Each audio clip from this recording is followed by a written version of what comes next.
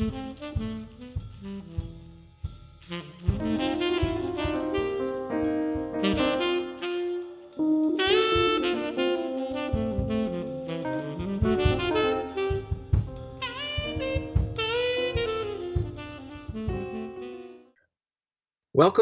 to our final session. I know I speak for all my colleague organizers when I say we hope you've enjoyed this symposium and have found the discussion productive, responsive, and worthwhile, and also hope that this is only the start of these important conversations. I want to remind everyone that live captioning is available. All you have to do is click the button at the bottom of your Zoom window, and that these sessions have been recorded for future viewing, and you'll be getting more information about that after the symposium. Also, in the interest of time, we have decided to forego full introductions. If you'd like to learn more about the panelists or the moderator, please visit the website, or you can use the program that you were sent. Making the case for change or not. As it has been referenced in earlier sessions and conversations, many of our museums across the country often look to our nationally recognized institutions and their leadership to inform and inspire. To direct this conversation, I'm pleased to introduce our moderator, Melody Kanschat. Melody was appointed Executive Director of the Getty Leadership Institute at Claremont Graduate University, now Museum Leadership Institute, MLI at CGU, in 2013, where she led a team that served over 1,000 museum professionals via a variety of online and in-residence executive education programs. She retired from executive director role in 2021 and continues to remain active in the program as an advisor and professor. Thank you, Melody. Thank you, Andrew. I'm delighted to be here today and excited to turn the dais over to the panelists that we have with us today. I'm going to do very brief introductions by just asking our panelists to join with their video cameras off and their microphones on. I'm really just going to be the timekeeper and maybe I'll give some pokes as needed to our panelists to move the conversation along. But this will be a discussion between the panelists, and I think it will be very exciting. I'm very pleased to welcome to our panel Tracey Riese. Tracey is a trustee and chair of the Collections Committee at the Brooklyn Museum. Hello, Tracey, and thank you for joining us. Also, I'm happy to have with us an old friend and someone I've looked up to for a long time, Glenn Lowry. Glenn is director of the Museum of Modern Art. Hi, Glenn, great to see you. Another good friend, and by the way, a graduate of the MLI program, Linda Harrison, director and CEO at the Newark Museum of Art. Hi, Linda, great to see you. And Tom Campbell, who I have enjoyed so much working with in the past. Tom as the director and CEO of the Fine Arts Museum in San Francisco, and someone in my own time zone. Very glad to have you here, Tom, with us today.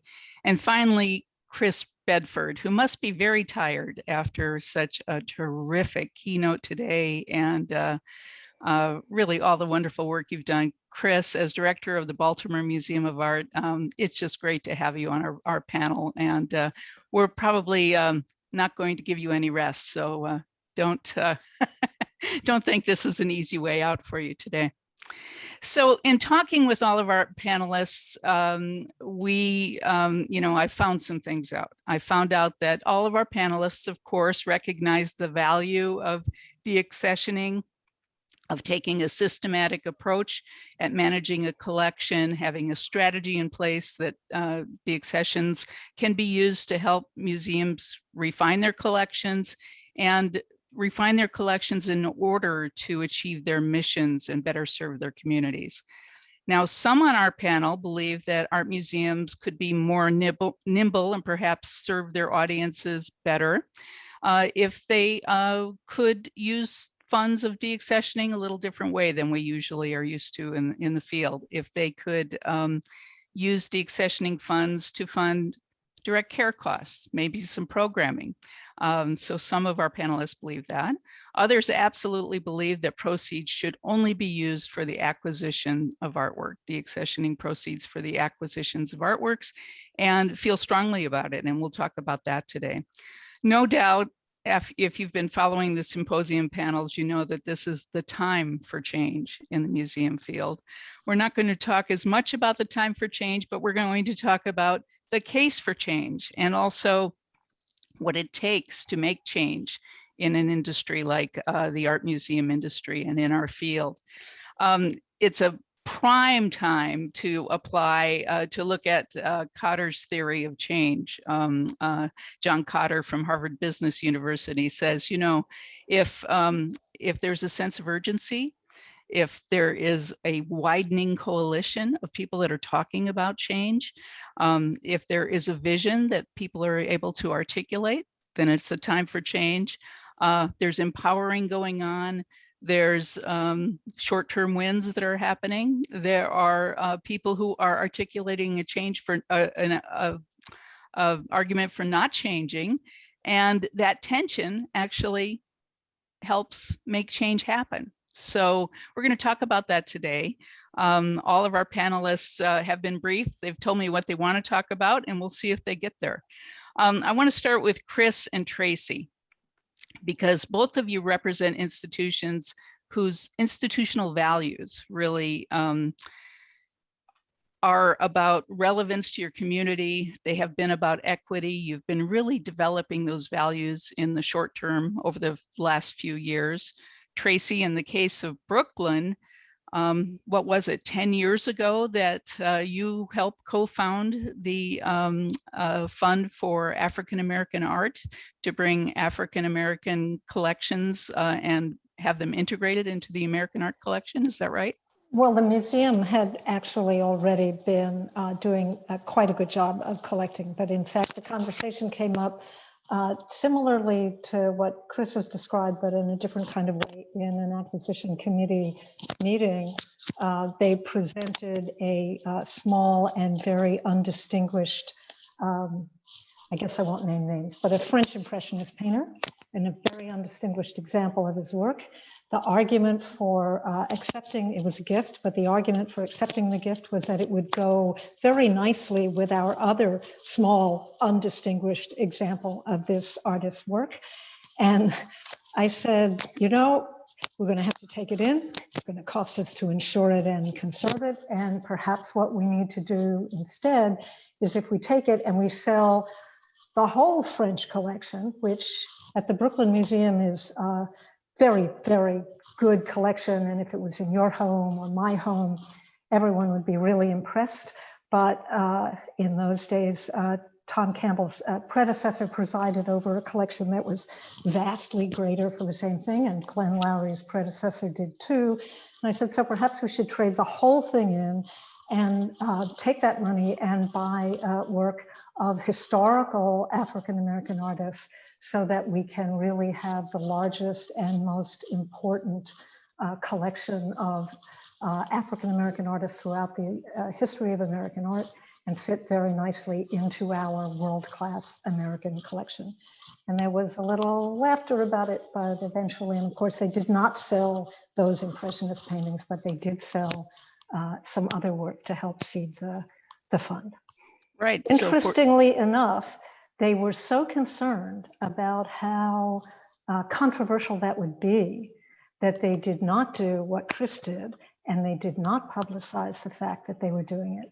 They did it very quietly so that it would not stir up controversy. So I give Chris a lot of credit for having come out.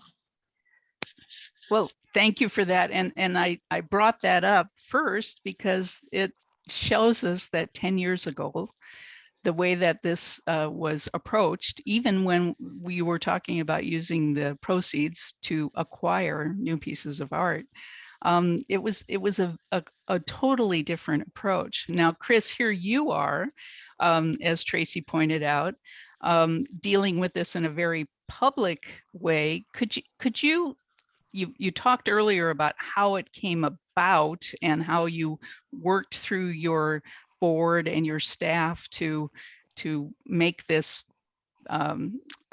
decision and to start this.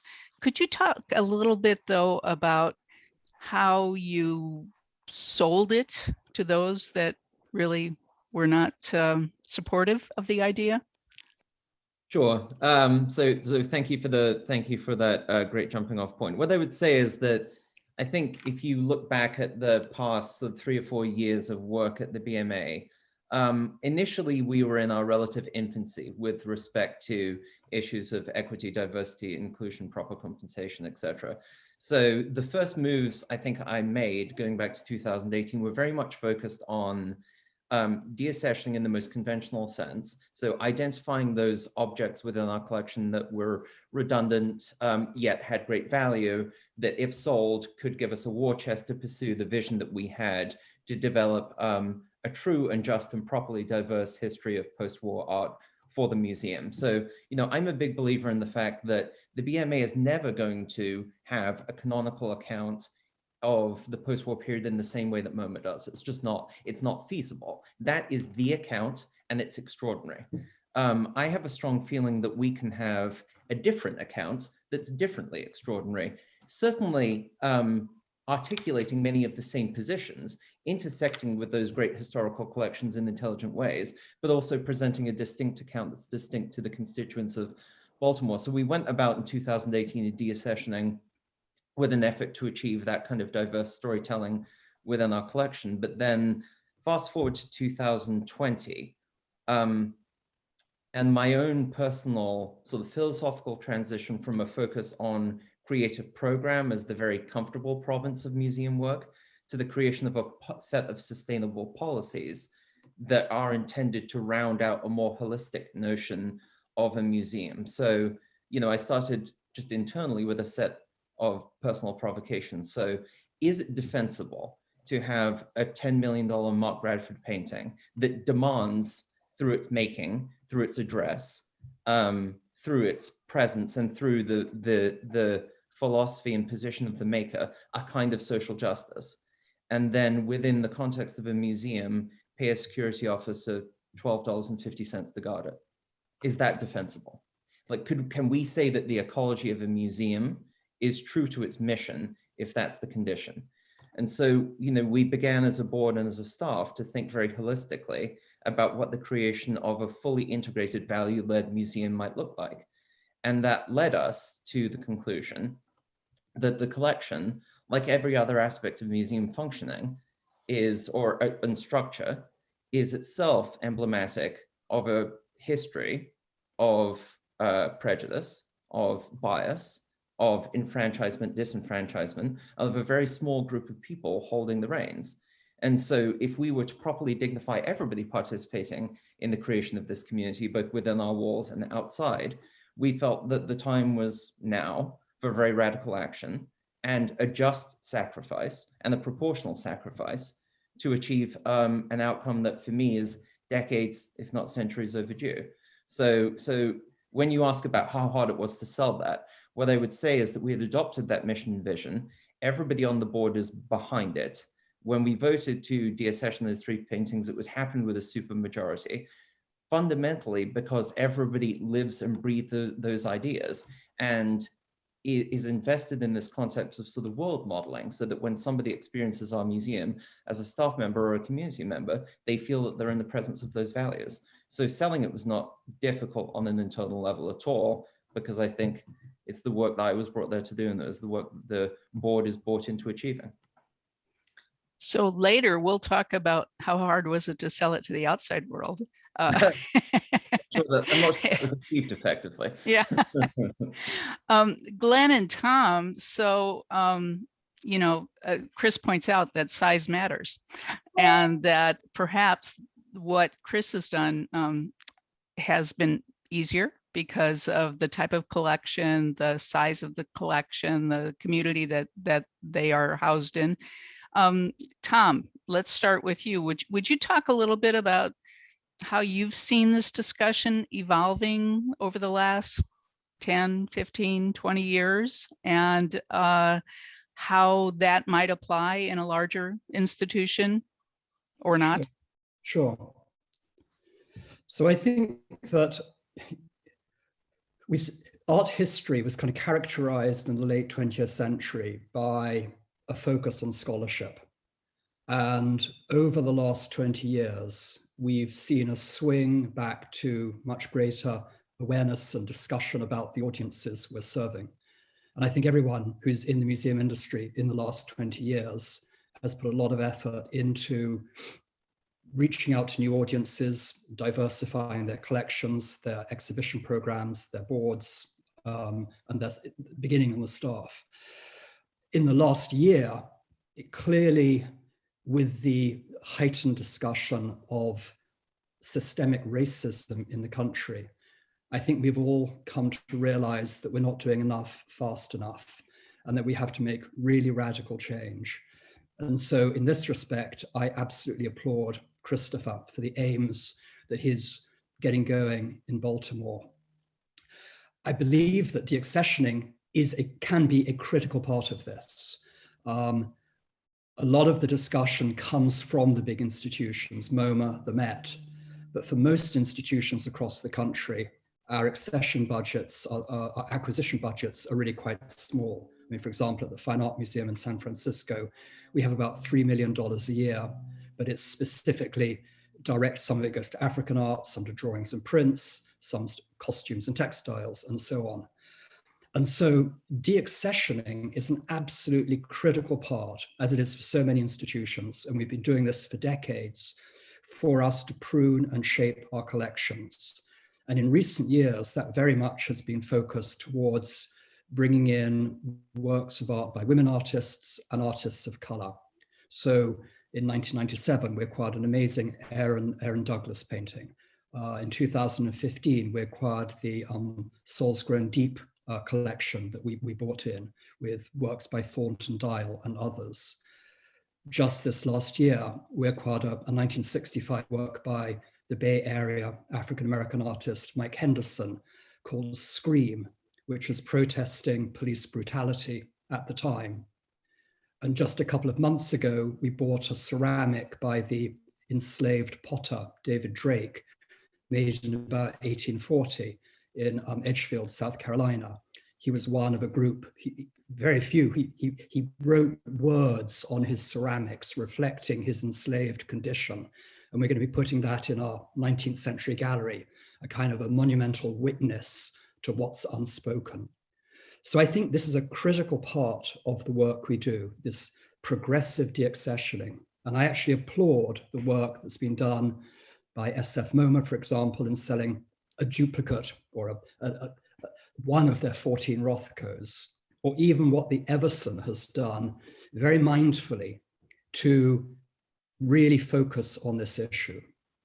But where I'm very worried at this moment is if we expand our deaccessioning funds to operating costs, which is effectively what we will be doing if we follow Christopher's example and the way he rewrote his mission and the way he defines collection care, I think we do open up, I wrote that article in the Apollo magazine, a slippery slope, because I believe that some of our donors will be very challenged.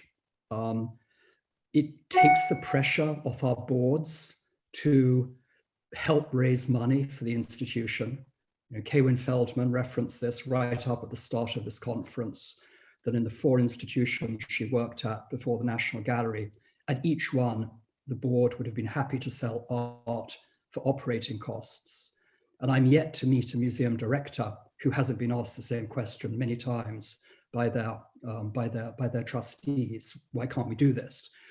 And I fear it will take money away from what I consider to be the appropriate use of deaccessioning funds and take the pressure off boards to do their work. And I worry that we haven't yet really looked at the ramifications for FASB, whether we will now have to classify our collections as assets and be carrying billions, if not trillions of dollars on our balance sheets, which will really undermine our fundraising practices and possibly even impact the way that we benefit from the tax deduction system for donors.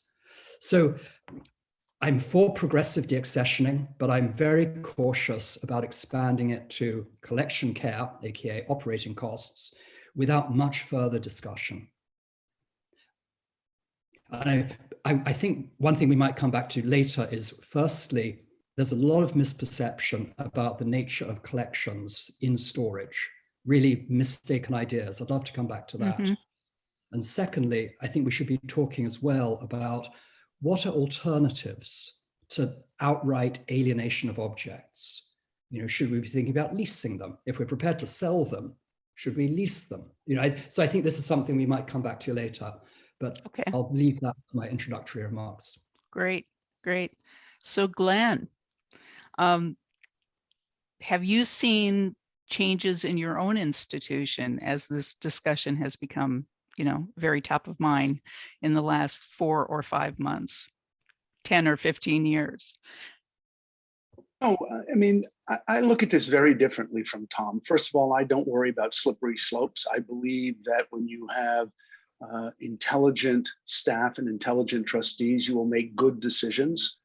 I see no evidence of the slippery slope condition. And in fact, I think what we've witnessed is that when institutions have gone outside the bounds of commonly accepted practice, there is the public trust, which is that vague but important space in which we all operate, exerts its force.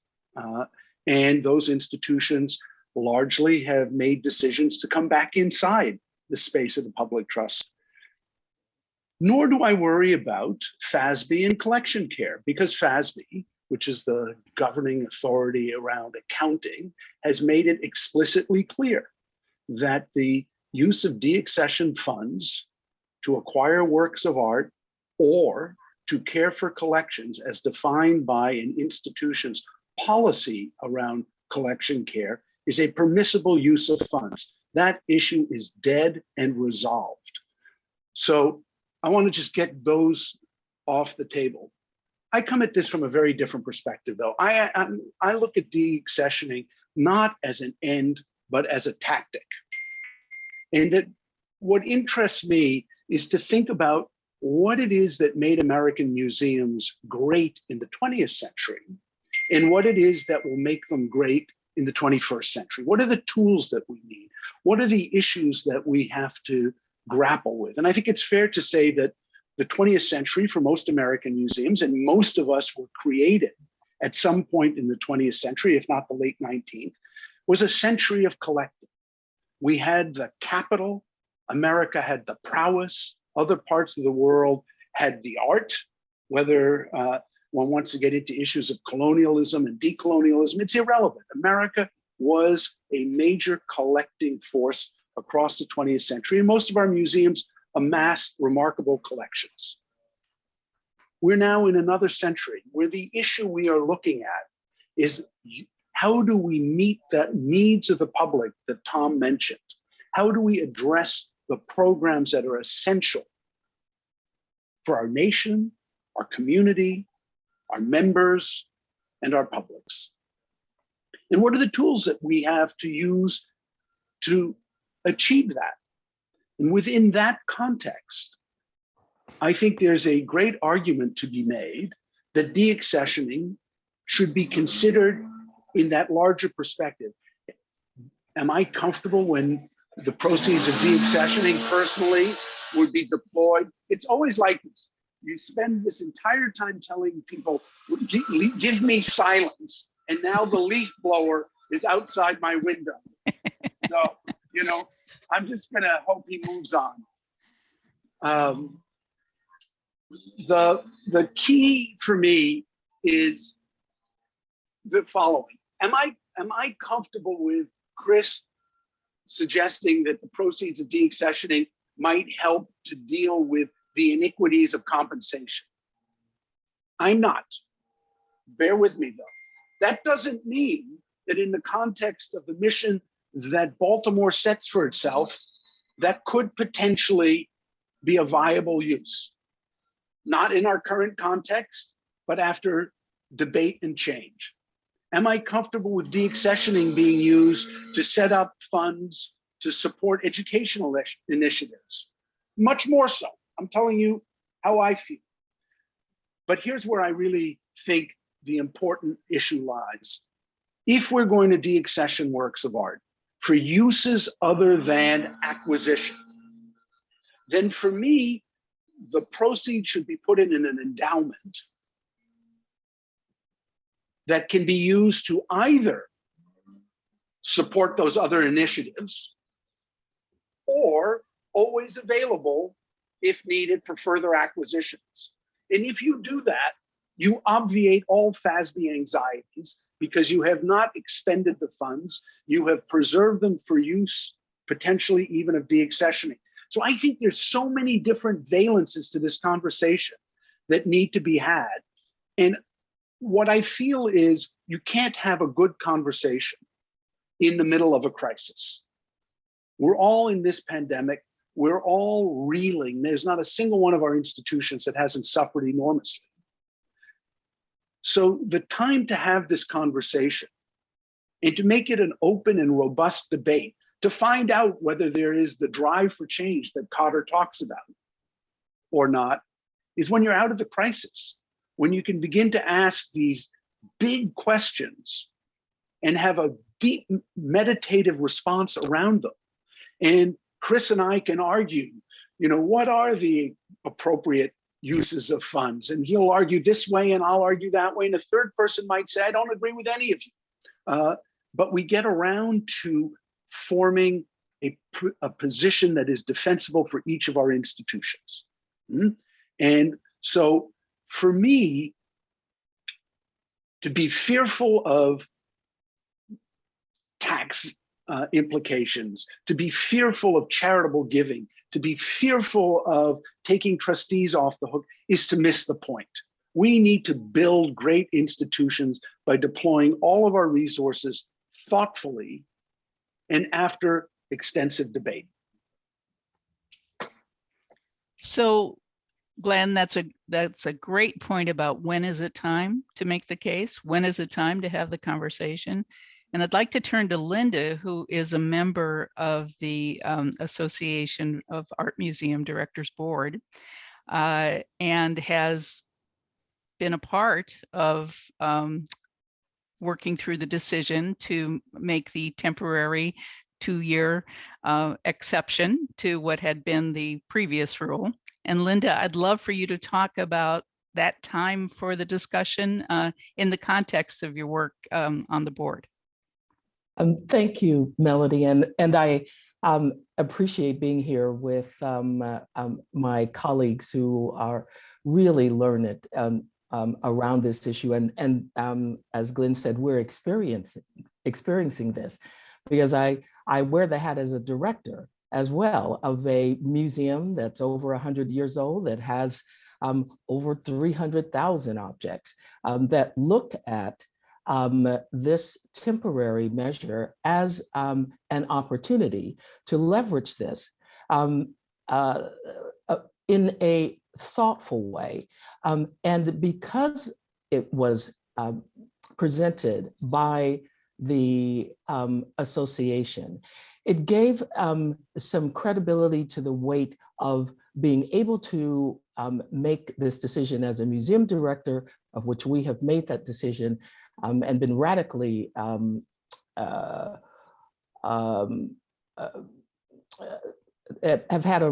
been radically transparent in our approach to this and being thoughtful as a museum and how we're going to do this. And along the way, even educating our board of trustees and other stakeholders on how you use this as a tool. This temporary measure, we talk as if really it will all just fall apart if you are taking advantage of leveraging this policy, this temporary policy. And like Glenn, I believe that we cannot operate out of fear. As an association, to be relevant, we talk a lot about relevancy as it relates to our different audiences and stakeholders in our respective museums. but we also need to talk about associations being relevant as well. And I think we can lead into this and be leaders and not be fearful if we trust ourselves to actually delve into creating and writing policy that gives clarity to our intent. We have a lot of very sharp thought leaders in the association. We can trust that we can develop a policy that will define collection care. And yes, we have a wide range of institutions here, but we can do this. And we can trust, and we should be able to trust, that our colleagues, once they have a rule, a business tool, and I see this as a business tool and just one of the tools that a director has to use in order to run the business of art and culture in their organizations. And if they have this rule and it is clearly defined and further defined is what some of the discussions that we're having, then it is just one. We tend to talk as if being able to use deaccession funds for other than accessioning, other than purchasing, you're just going to run rampant. And the thing is, a lot of museums, including my museum, have paid a lot of attention to how we thoughtfully deaccession and how we're running our operations. I think that to be able to say one tool, you'll still have to do fundraising, traditional fundraising. You'll still have to have earned revenue. There are all of these other revenue resources. And to be able to support and this is where the relevance comes in of an association, we are in a period, a situation here. The pandemic has affected us economically, and not just us, the country, the world. We should be able to provide this one tool that is added to the many tools that the business tools that a director, their senior leadership team, the board of trustees can use. I have not experienced the board of trustees at the Newark Museum of Art saying to me, as a result of us leveraging in this time frame, this temporary policy, that they're not going to lean in and still look for other funds. I have not experienced stakeholders saying to us, in fact, because we have explained how we're approaching this and what it takes to really run an organization, and especially when you, for us, we lost about 1/3 of our revenue. These tools are various tools that we put together that our investment team, our investment committee, our finance committee looks at. So the first thing that the trustees at my museum asked, well, what is AAM say about this? What does AAMD, what does FASB say? And so we should be able to support in this way in a crisis, and this crisis is not over, and to move ourselves out of a crisis takes maybe 2 to 4 years, could take 5 years. So I think that it is our responsibility when I wear my association hat to be able to support the efforts of being able to have an active and successful organization, museum. We tend to, my observation is that this industry, we have used acquiring objects, art objects, as almost the only key metric of success with a museum. Almost, you could look at any director's resume, and it's really, it leads with, and your bio leads with what did I acquire? How much did I acquire? What's in my storage? We tend to not talk about the other part that this pandemic, unfortunately, this unfortunate that pandemic has created is the people. We literally I was brought in 3 years ago to take over the leadership of the Newark Museum of Art. And one of the first things that we did was we had a 3.5 paragraph mission statement around taking care of objects. Nothing that spoke to taking care of the people, whether it's internally or externally, the communities that we served. And we soon switched that and updated this mission statement, because it could not just be about taking care of the objects, and then you're not taking care of the people who are taking care of those objects. And so not, Linda, yes. though, the guardrails you're talking about that the various professional organizations provide, AAM, AAM, AAMD. I'm so sorry, because I have a consulting client that has got the initials turned around. But those are the guardrails. And then the institution has this toolkit that you've spoken about. I want to jump to Tracey, who also levers another piece of the institution through the collections committee as a member of the board.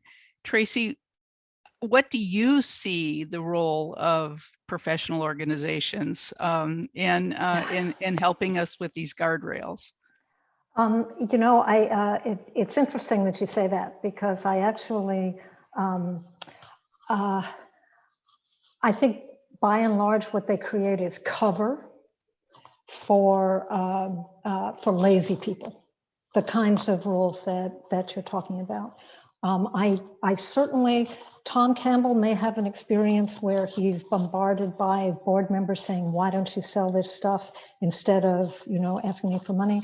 Our trustees at the Brooklyn Museum are deeply concerned with the integrity of the collection, and they understand it in the context of the larger mission, and they control it. But I think a well-run institution, just like any other well-run organization, understands all of the assets that it has to work with and figures out how to deploy those assets to the very highest purpose of its mission. So if your mission is preservation of objects, then even there, I would say that collection care could neatly fit into that and could be made to fit into that. And yeah, Tom, you're right. It could be guards. It could be the roof if that's the issue. But I think that even if your only mission is care and preservation of objects, you may want to think pretty broadly about how you deploy all of your assets to that effect. But once you have a mission that is larger than the objects, as the Baltimore Museum has, and frankly, as the Brooklyn Museum does, I think it's interesting, both of those museums were run at one time by the same brilliant visionary director, Arnold Lehman, who I think probably informed a great deal of the sense about the importance of the audience and inclusive kind of museums as a starter for a more socially engaged enterprise. But I think if you have as your mission that something larger than the objects themselves, whether it's in programming and engaging people, or in the Baltimore Museum's case, and I think Brooklyn's as well, our whole community, including our people, and treating them fairly, then you have to look at how you're going to be able to do the best. Nobody in their right mind is going to reduce their collection to something that is not worth visiting, right? If that is part of your mission. But in the same way but if someone were to tell me that by selling a Warhol, I might be able, to Glenn's point, to endow an educational program, or put it to a community engagement program that quadrupled my audience and radically changed the demographics of who was there, I would consider that an extremely valuable and worthwhile investment, not a betrayal in any stretch of the work. So Tom, we should give you a chance to respond. So please go ahead. And I also would like to tack on to your response. Glenn talks about the endowment idea, which sort of goes at the edges of let's further restrict these funds in a way that we can use them later for the things we well, want. I do want to say, I think that's exactly right. What you aren't looking to do is burn your furniture to feed the fireplace. Right. You can't. I would, as a trustee, and I can't think of any trustee who would be interested in seeing a museum that had any chance to stay afloat, that you would sell work to close this year's budget gap. Right. I think that would be extremely irresponsible. But on the other side this is of where I this, think, though, Tracey, when you said that associations, it's the cover for museums that are not run well. I have to disagree with that. I think that the association being able to define how these funds would be used allows then even the best museums that are well run to now have an association that sets a standard in this use of the deaccession funds,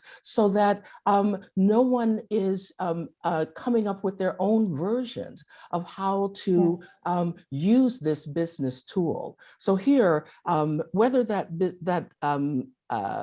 museum has gotten in a financial situation because of this current crisis, and they could still be a well-run museum. Sure. But to have an association behind them to support how they will do this.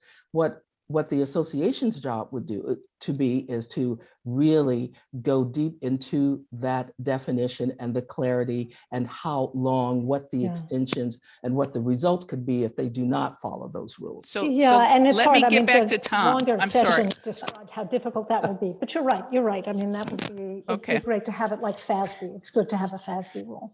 So, boy, this is a tough job. Tom, Tom, I'd love to hear from you. And I also want you to, if you can, to talk about the other side of this, the other side of that spectrum, the collateralization of an art collection, possibly to use it to borrow money.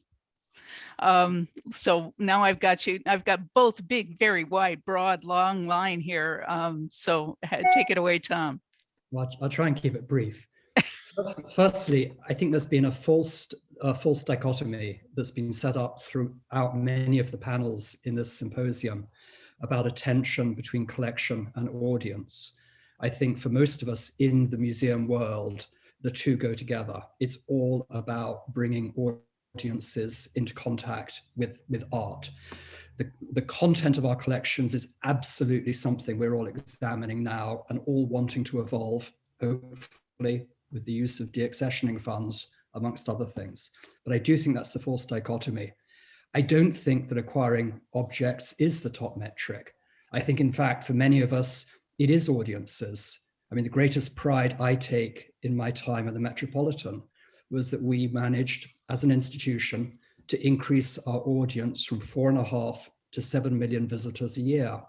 And we drew in many more young people and a much more diverse audience. That was a 50% increase. That's what mattered to me.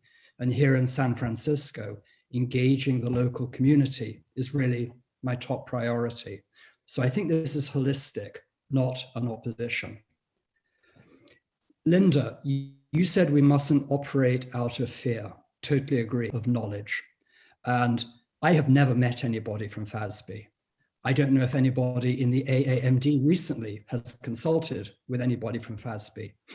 But what I do know is that in the early 1990s, they wrote a white paper, a draft, which if it had been passed, would have required museums to collateralize, to define the value of all of their collections 3 years from the point of adoption.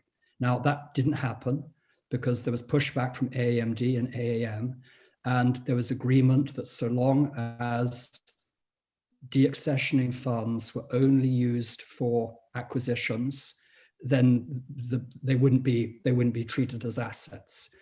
AAM then agreed that it shouldn't be just money for new acquisitions, but also for collection care. AMD obviously has only just caught up with that. FASB in 2019, 25 years or more later, have changed their rules. But it was in 2019, before this crisis, and in allowing the use of deaccessioning funds for collection care, I suspect, I don't know, that the anticipation was a quite narrow application. If we have institutions essentially redefining their mission, which is a valid argument, I mean, absolutely, as collection care, I think that we may find them revisiting that. So this issue is not dead and resolved by any means. We need to find out. Now, if FASB comes back to us and said, absolutely right, you can spend money on paying the guards, on educational programs, I will be the first one to applaud it. But we need to work from a position of knowledge and not risk the stability that our entire organizational financial structure is based on. So No, Glenn and then Chris, I'd like you to come in after Glenn. I have 2 points. First, I have to respond to Tom's comment. And Tom is an esteemed colleague, but he knows dead well that FASB is absolutely crystal clear in its finding regarding care of collections. And it's essential that in that context, an institution have a board-approved policy published on its website or otherwise for public scrutiny. So first of all, you'd have to get your entire staff to agree that some extreme use of funds, like paying salaries of security officers, was part of an essential care of collections, right? And if you did, and if you had that board approved policy, then FASB has no ground on which to stand, and they've made that clear. And in fact, if FASB wanted to create the context in which it could revisit the question of booking collections, it would never have expanded the definition of what the use of deaccession funds could be used for. So I just think this issue is dead. Now, if suddenly— surely the FASB, the change they made in 2019 was based on the AAM white paper of 2016, which defined what collection care meant. And actually, really, the AAM white paper is very broad. The AAM white paper is an extremely broad paper, Tom. I just think we shouldn't imagine what FASB might do. We actually know what FASB did do. And we should work within the context of what we know, not what we fear and for which there's no evidence. But I want to come back to the larger— I think the AAM paper is actually, it was relatively restrictive. And so I raised the question that thinking perhaps we'll maybe revisit this if we do go down the route that Christopher is proposing of a much more radical progressive deaccessioning application. Right. So I just want to say a word around the larger question of what are the parameters of the conversation. And first, I want to take a moment and salute Christopher and the Baltimore Museum. The work that's being done there is vital, important work. And the change in the nature of the museum's relationship with its community, just as what's happening in Brooklyn, is deep and profound. And you know, you don't grow places, you don't change places, you don't have a vision without risk, right? And so I just want to say, we have to keep all of this in a frame. And for me, the central issue we should be talking about as a community is back to what's the vision? What do we understand our institutions to be? And within that context, what are the tools that we need to achieve that vision? And the reality of the American museum world is the AAMD, just as the AAM, they're not governing bodies. They have no authority to do anything other than make recommendations as to common policy, and in the case of deaccessioning, to galvanize to sanction institutions. But that in fact requires all of the members to agree to those sanctions. So if we take a really big step back and we sort of try to ask questions that Ann Pasternak in Baltimore has asked, that Linda has asked, that Chris has asked, that I've asked, you get down, and I'm sure Tom is asking, you get down to some very simple thing. How do you take all of the assets that you have, intellectual, cultural, physical, artistic, and put them in play in a meaningful way that builds value for your institution? And how do you achieve that in the moment, not this moment right now, in the moment of a much greater understanding of the singular importance of engaging our communities in deep and everlasting ways? I just think when you start to look at it that way, you shift the conversation from the sanctity of the object only being able to be replaced by an object to more uses that enable a bigger impact. And that's what I mean by thinking about the 21st century, where our institutions have lots of other tools that didn't exist in 1950 and 1970 and even in 1990. Digital, social media. We're already different as institutions than we were 25 and 50 years ago. And so our thinking about our assets writ large has to change with the times. Yeah. So Chris, please, would you respond? I'm sorry, Tracey, let's let Chris respond and then I'll get to you next. Well, I'll be brief. So I think that, this conversation is illuminating. And as both Glenn and Tom said, I have boundless respect for my colleagues in this area. I also have boundless respect for our audiences, and in particular the artists that we serve within the bounds of audience definition, as well as progressive colleagues and within the field. And I'm struck by the difference in cadence and content between the conversation we're having here and some of the others that I've heard prevail throughout the course of this conference so far. So listening yesterday in particular to the artists, I found that, and everybody should find that deeply alarming. They all five expressed grave doubts about the structure of American museums and their capacity to meet mission and meet audience in the place of true need now. A lot of them said, this is Carrie Mae Weems, it's Maleka Ngozi, it's Deborah Cass. Not only did they point to the inequities of the way that our institutions have structured themselves historically, they pointed to their lack of faith in our capacity to reckon with those structures and make changes immediately.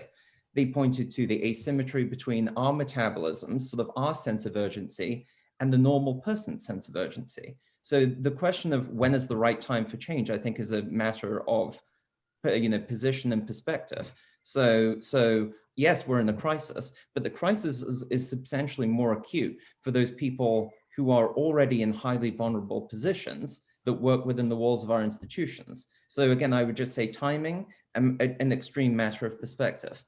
I also heard from the panel preceding this one, progressive deaccessioning. I actually took the time to write down a couple of quotes because I found them as alarming, as illuminating, and as insightful as the artists. So Julia Feldman said, restitution is a way of achieving wholeness within museums. So if you were to apply that as a point of vision or principle to your operations, whether it's related to collecting or compensation, I think it would lead us to some really interesting discussions about an appropriate use of deaccessioning as a tool towards achieving an equitable structure.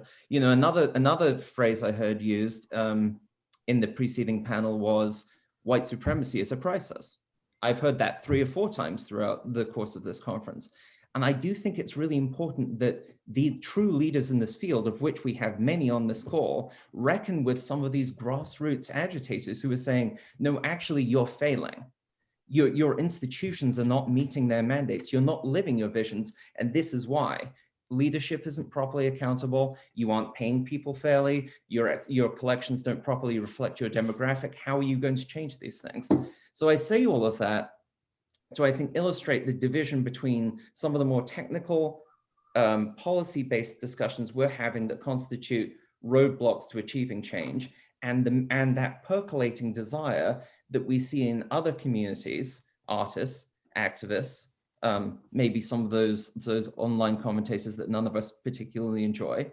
But I think it's really important to listen to those dissenting voices, because they're coming next. They're the next generation. I think we have to listen and change according to some of those directions that are being demanded, many of which I agree with. Thanks for that, Chris. Tracey, would you like to respond? And would you also talk about how your institution has responded to those outside voices? I think it's really a great point. Sure, because actually it's going all the way back, and I think this either builds on what Chris said in terms of when is the time to respond. And I would say, in fact, that you almost never really get meaningful change unless you're responding to a crisis. That we could be having this conversation in the abstract for dozens of years if we haven't already. And in fact, I do want to, Linda, I didn't mean to diss the regulations of governing bodies. I think they're very useful.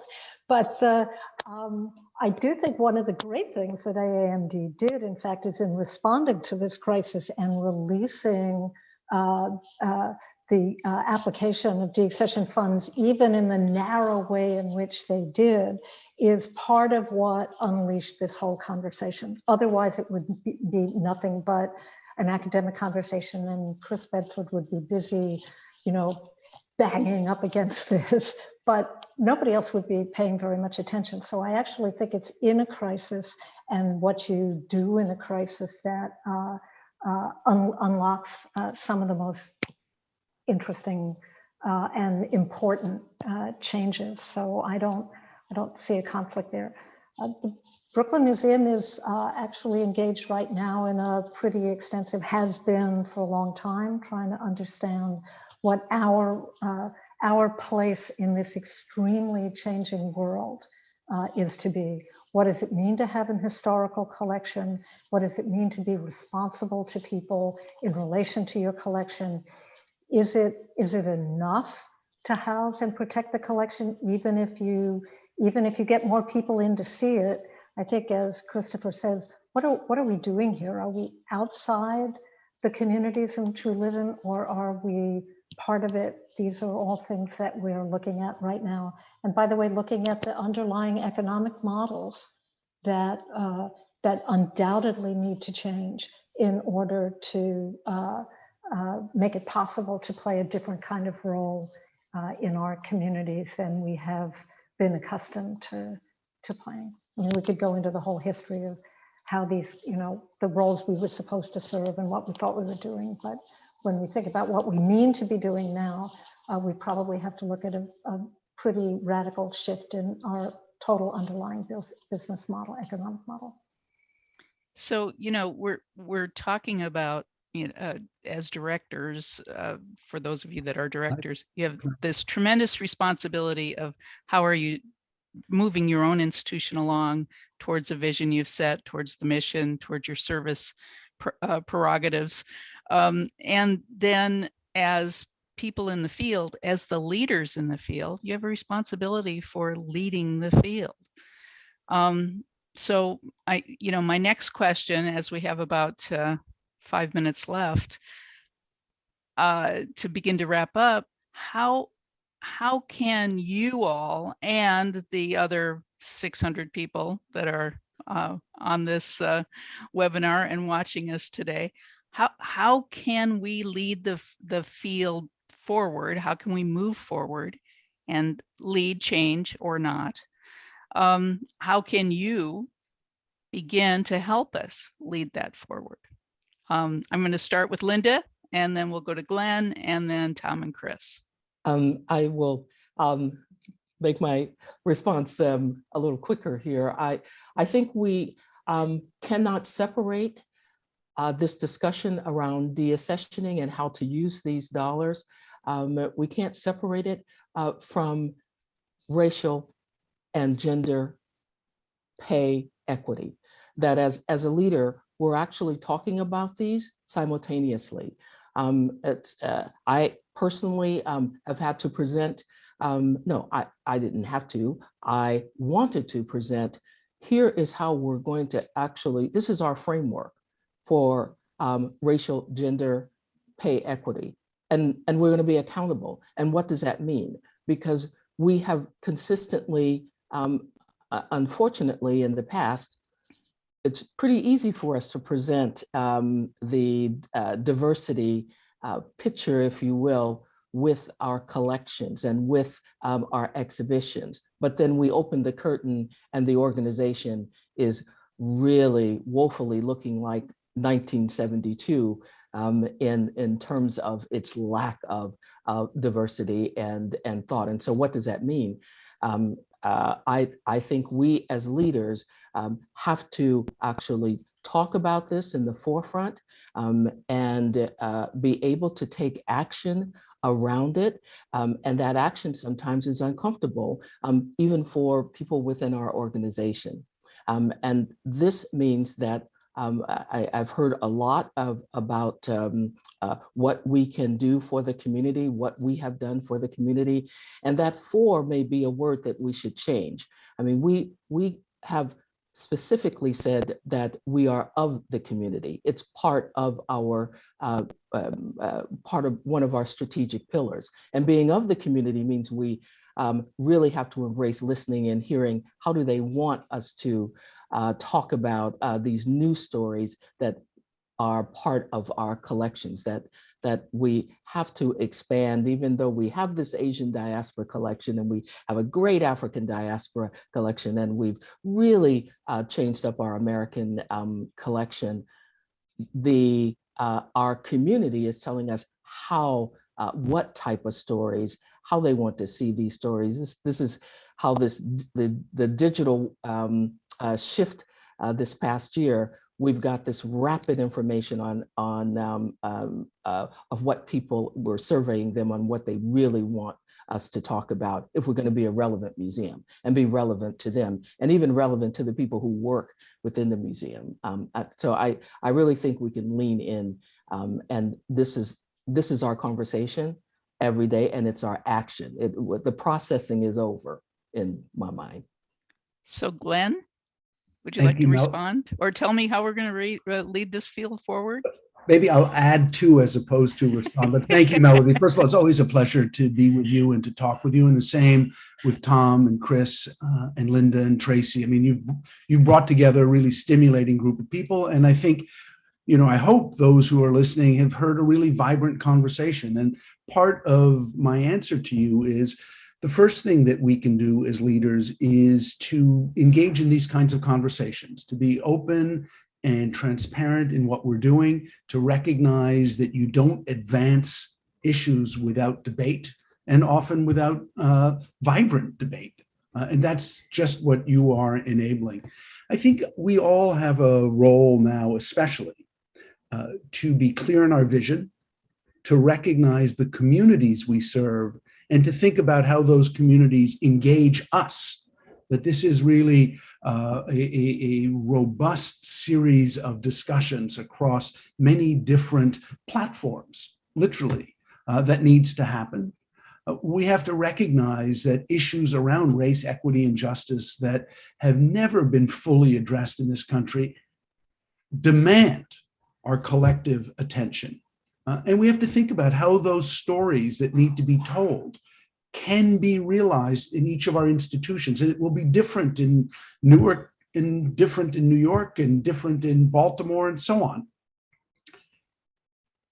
But I think we also have to be really sensitive, and Chris, I think, was right to bring this back. We have to be sensitive to the voice of the artists, who, after all, regardless of whether we're an institution that is primarily historical or only contemporary, those artists are demanding of us and of the world a better and different place. And if we doesn't mean we can answer all of their demands or needs, but if we're not attentive to them, and if we don't demonstrate in everything we do, the programs we generate, the acquisitions we make, the staff that we hire, the boards that we have, that we are aware of these issues, and are working our way through them, then we will fail.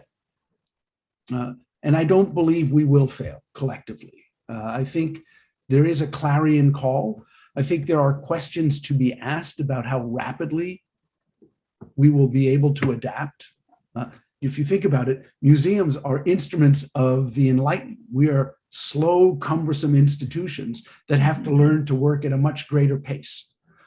But all of that said, I think leadership is about awareness of all of the constituents that make up the world in which we inhabit, and the ability to harness those ideas and develop a clear vision that is a collective institutional vision, and then to live it, to model in each of our institutions the way we wish the larger community might be.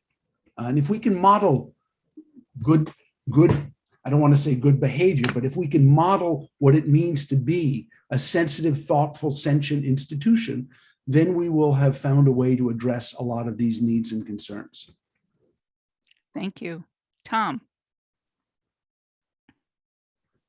I think, look, we're at probably one of the most interesting moments in the history of museums since so many of them were built in the late 19th and early 20th century. We're right in we have a critical role to play for the communities in which we're embedded in helping to confront the systemic racism that we in part embody and that has been around us all this time, and which I think many of us now have new clarity about. It's a challenge, but it's the most important and kind of most exciting work we can do, and we have to do it. And I feel privileged to be in a role where I can help to advance that process. I think deaccessioning is a tactic as part of this. And we mustn't, we must debate it internally, but together we have this responsibility. The art museum industry, we are these public forums, anyone can come in. We are safe places for the discussion of these complex and sometimes issues that need to be treated with nuance. I think we as a whole need to do a better job in engaging with the next generation of donors. We need to do a better job of explaining why we're so critical, the educational role we play, the community role we play. So, while I may disagree with some of the tactics that Chris is pursuing, I think the message that he is sending out, the role the museum is forging, is in fact, an amazing and stimulating example to the community. So I just want to pay homage to the work they're doing in Baltimore in that respect. Thank you. Chris. Thank you. And thank you, everyone. This has been, riveting, stimulating, like many of the panels. And I thank you for the kind comments, Tom and Glenn in particular. I think what's been really palpable in listening to the closing comments is the extent to which all of us clearly believe in art and museums wholeheartedly at our core. And although I don't think any of us suffer under the misapprehension that art changes the world, I think we all believe it changes people because it clearly changed us. And I think the central imperative for me is to extend that privilege to everyone. So that concept of having an internally equitable structure and being radically accessible means that everybody could theoretically become one of us and have that life-changing experience of meeting Mark Bradford, for instance, for the first time, and having that change your entire worldview, not to mention your entire conception of art history. So, my strong feeling is that, and this is probably well known at this point, that this is going to entail sacrifice so that we can repair the past, so that we can achieve a more equitable future. I think that that's the mission that we've set for the BMA. We're really proud of it. I think that there is a rising tide of enthusiasm for that.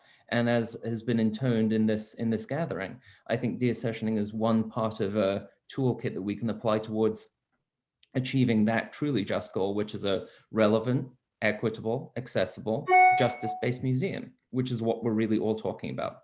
So I hope that came through loud and clear in the conversation from all of us.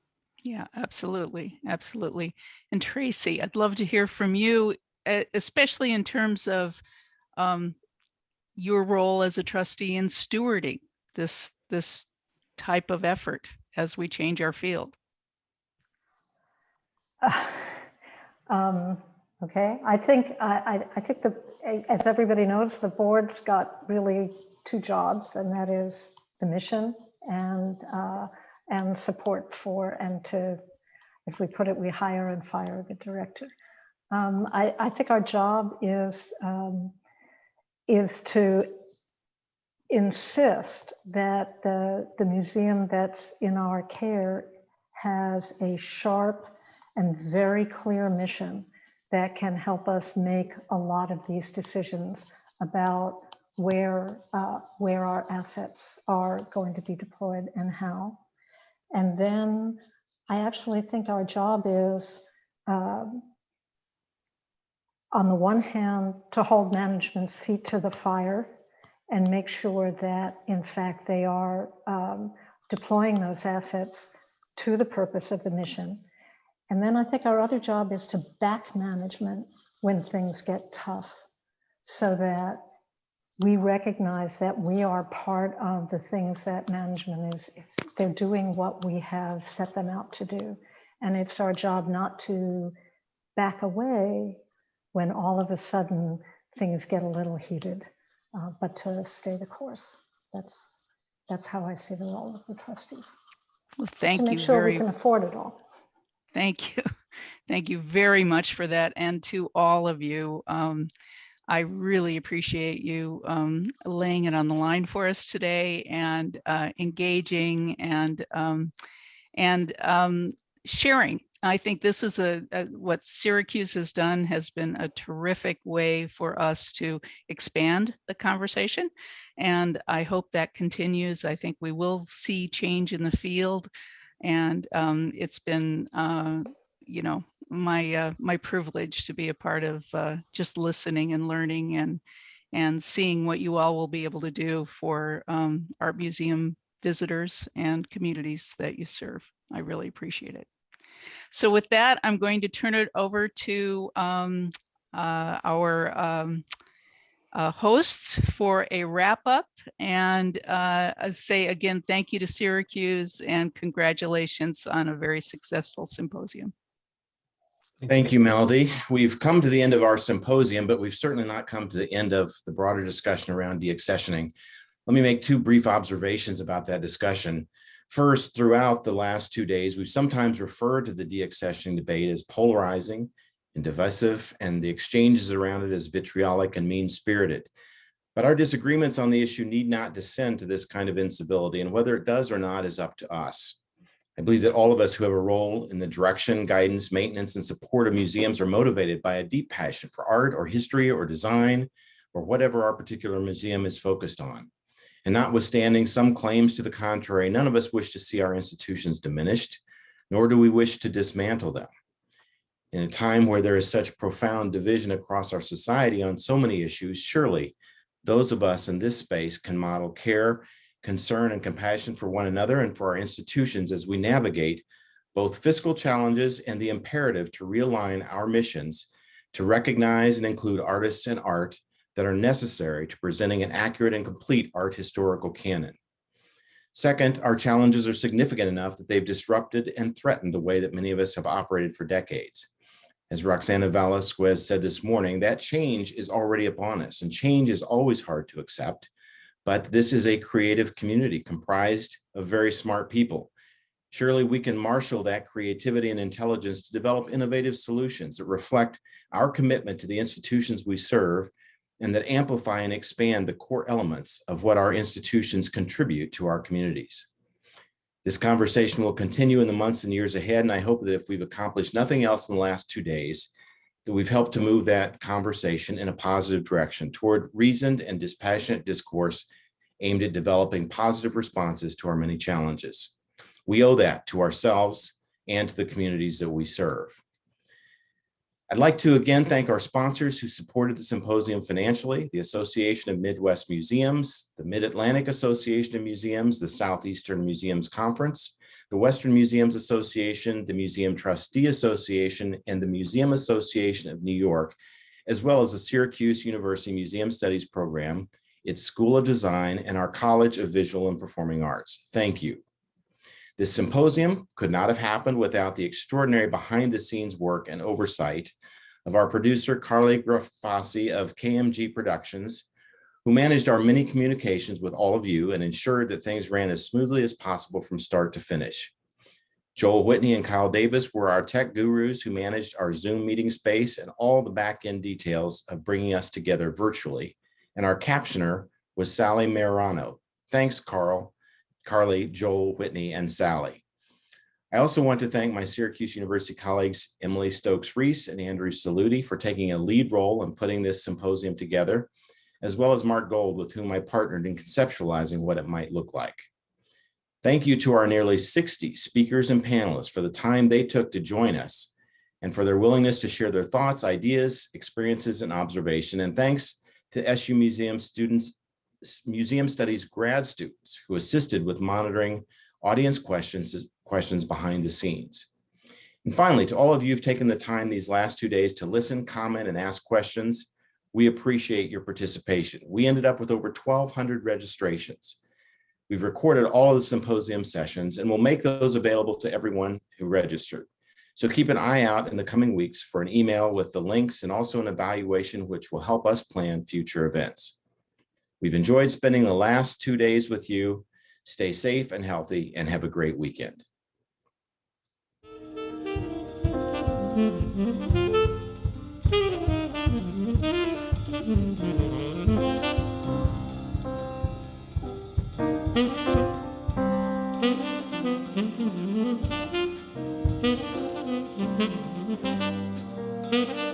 Thank you.